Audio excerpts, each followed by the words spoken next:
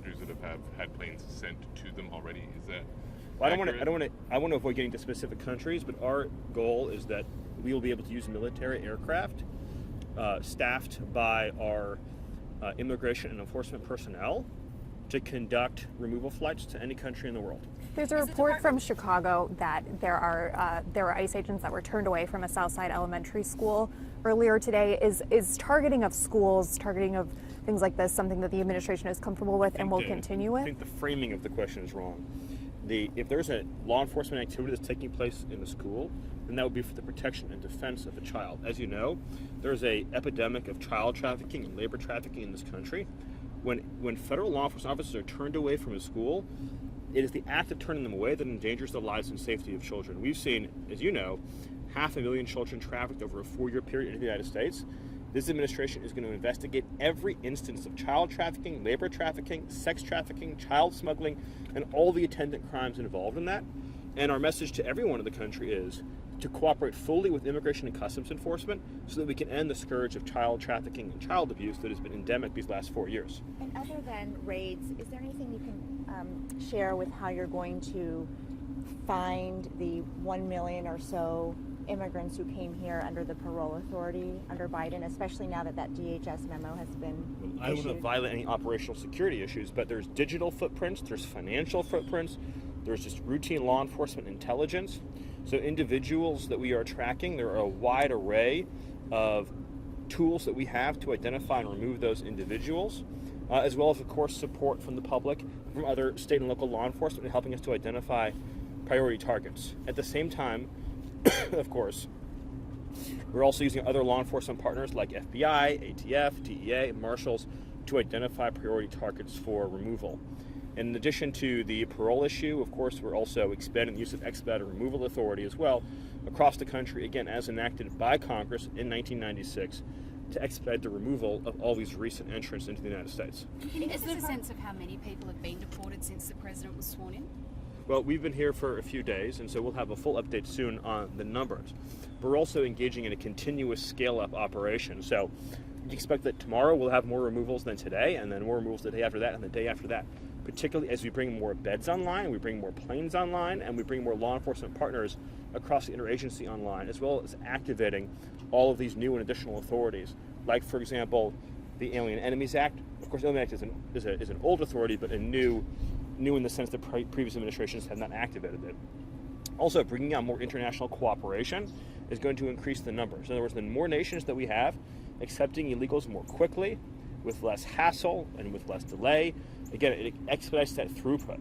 So, for those of you who've covered this issue before, as you know, immigration enforcement cuts across a number of departments and agencies. So we're having daily coordination at both the working group and the principals level between State Department, the Defense Department, Department of Homeland Security, the Department of Health and Human Services, and the Department of Justice to achieve all these operational targets.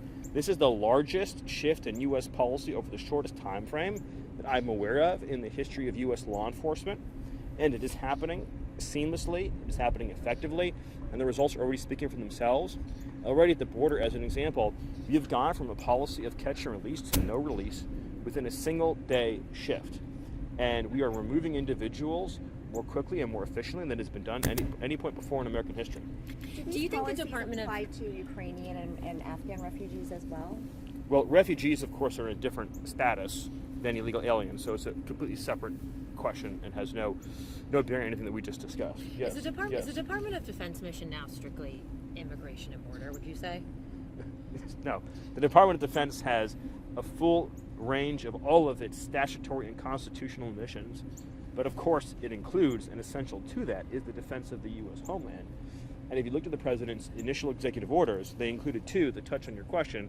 One is establishing that the defense of the U.S. homeland is a core mission of the Department of Defense, which of course should be obvious but has never been established by executive order before.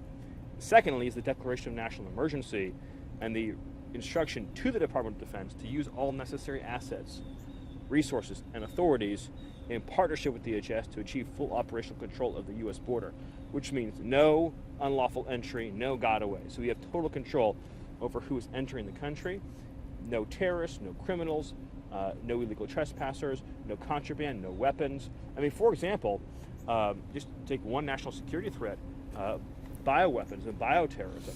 If you don't have operational control over the border, an alien adversary, a foreign enemy, could smuggle a bioweapon into the United States. It is unimaginable that we would allow thousands of people to enter the country uninterdicted on a daily basis.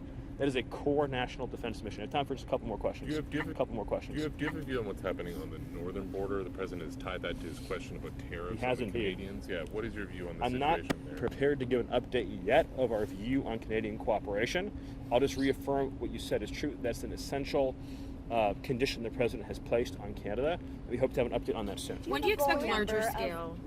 Undocumented immigrants who you would like to deport within the next 6 months, 1 year? Do you have any target numbers? Again, I don't want to give a target, a specific number on that right now. Obviously, Biden let in an unknowably large number of illegal aliens.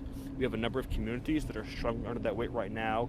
I mean, you remember, for example, Springfield, Ohio, Charleroi, Pennsylvania, as well as, most urgently, the massive numbers of criminal entrants into the United States, and entire criminal syndicates that have been imported into the United States.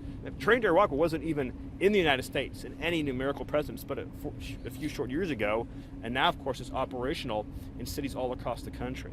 So I don't want to provide you a numerical target at this point in time, but we are going to dial it up to the absolute maximum using the resources and authorities that we have. Thank you for your time, and if I have more time, I'd give it to you right now, but I wish you all well. Thank you. Thank you, Mr. Miller.